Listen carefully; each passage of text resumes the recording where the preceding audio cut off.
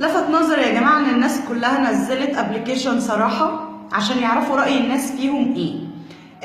كله بقى عايز عنده فضول عشان يعرف الناس هتقول عنه ايه من وراه، من غير ما يعرف شخصيتهم الحقيقيه.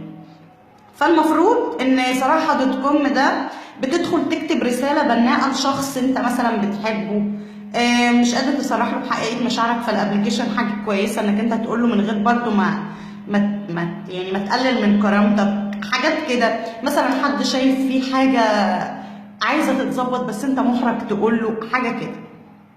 فوجئت بقى ان الناس عشان عارفه ان صاحب اللي هيقرا الرساله مش هيعرف هو مين، داخلين بقى كاتبين منك لله، حسبي الله ونعم الوكيل فيك، انا بتمنى لك المرض، وحاجات كده. حاجات فعلا اقسم بالله بجد في ناس كاتبه لناس كده، في بشريين على كوكب الارض كاتبين لاصحابهم اللي على الفيسبوك اكونت، كاتبين لهم احنا بنتمنى لكم الشر، حسبي الله ونعم الوكيل وحاجات كده. مبدئيا صراحه دوت كوم ده معمول عشان تكتب رساله بناءه لشخص ما وتقول له انت حد كويس، انت حد لزوز، ربنا يوفقك في حياتك، اي حاجه. مش معمول خالص عشان تنتقد حد او عشان تقول له منك لله او انا بتمنى لك المرض او الحاجات الفظيعه اللي احنا بنشوفها وبنسمعها دي.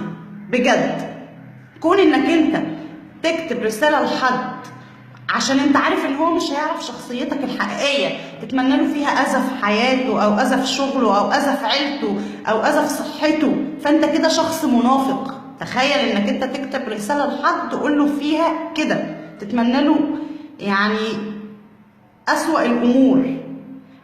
كده انت شخص منافق كذاب جبان، انك انت يعني اللي مش عايز يتكلم حد او مش عايزه في حياته او شايف ان هو بني ادم مش كويس او شايف ان هو فيه اخلاقيات وحشه يبعد عنه، لكن ما يكتبلوش انا بتمنى لك كذا وفي وشه يقول له انت شخص كويس واحسن حد في الدنيا.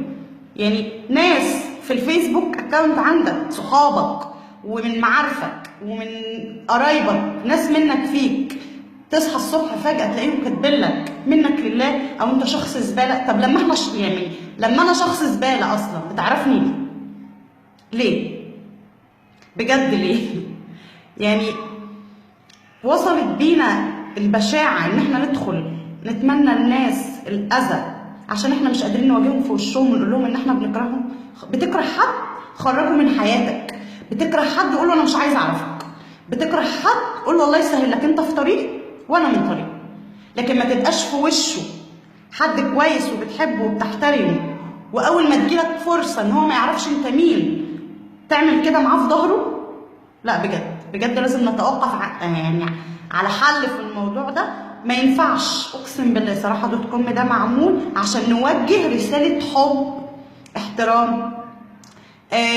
حد عايز يغير حاجه بس احنا محرجين نقول له بس، لكن مش معمول لاي اساءه او اي اهانه او اي الكلام ده خالص. ما تعرفش نفسيه بني ادم ممكن يسمع منك الكلام ده او يبقى مش عارف انت مين وانت ازاي عملت كده، ممكن يوصله لايه. انت ممكن تحول شخص سوي، بني ادم سوي، لمريض نفسي بسبب رساله زي دي.